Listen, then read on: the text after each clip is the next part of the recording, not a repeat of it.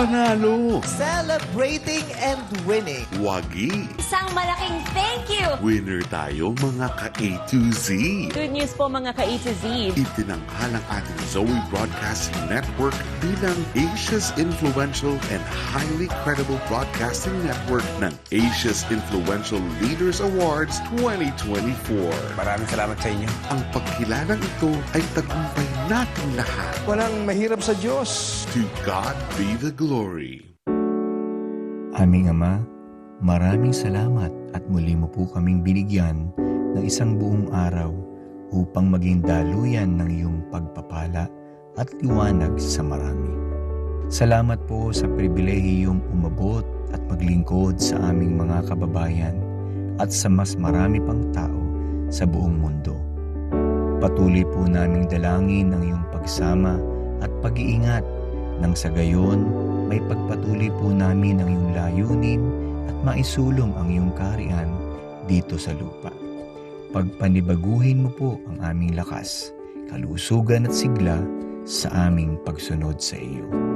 Ito po ang aming dalangin sa pangalan ng iyong bugtong na anak na si Jesus, ang aming Panginoon at tagapagligtas. Amen.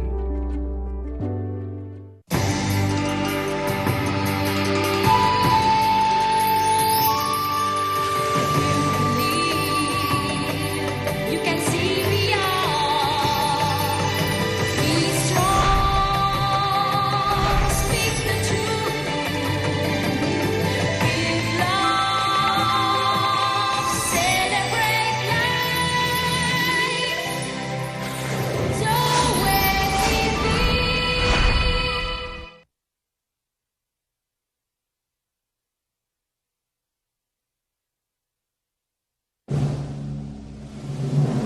Kayang magiging sa silanganan, hanap ng puso sa liblib mo'y buhay.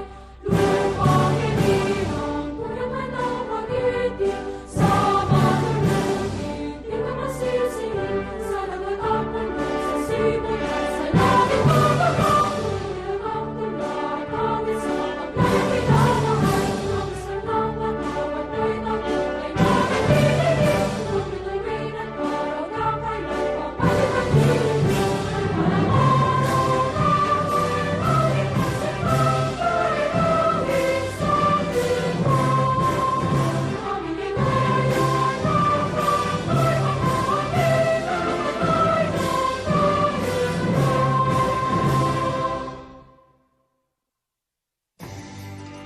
This is DZOE-TV 11, a commercial TV station with 100 kilowatt transmitting power, owned and operated by Zoe Broadcasting Network Incorporated, with station license number BSD-0025-2024 REN, issued by the National Telecommunications Commission, valid until March 11, 2025. Zoe TV 11 studios are located at the 22nd floor Strata 2000 building, Emerald Avenue, Ortigas Center, Pasig City, with transmitter at Barangay San Roque, Antipolo City. Zoe TV 11 operates under the supervision of the following professional electronics engineers duly licensed by the Professional Regulation Commission.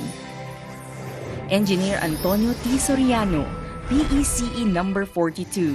Engineer Vincent G. Ronquillo, PECE number 1199, and carried out by the following electronics and communications engineers and technicians duly licensed by the Professional Regulation Commission and National Telecommunications Commission.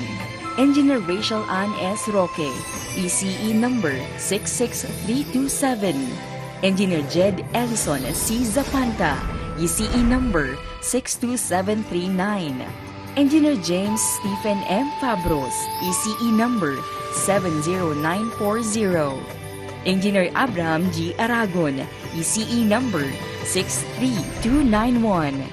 Engineer Jimuel M. Callejo, ECE number 75471. Engineer Jack Michael B. Dalit, ECE number 68369. Charlie F. Perez, 06-1PHN-23257. Peter N. Basaliote, 06-1PNCR-23273. Gerard Lawrence O. Sandagon, 06-1PV-23313. All programs telecast on this station have been approved by the Movie and Television Review and Classification Board and are seen via satellite on 5 stations nationwide. DTV20 Cebu City, DTV20 Guimaras, DTV20 Cagayan de Oro City, DTV20 Davao City, DTV32 Baguio.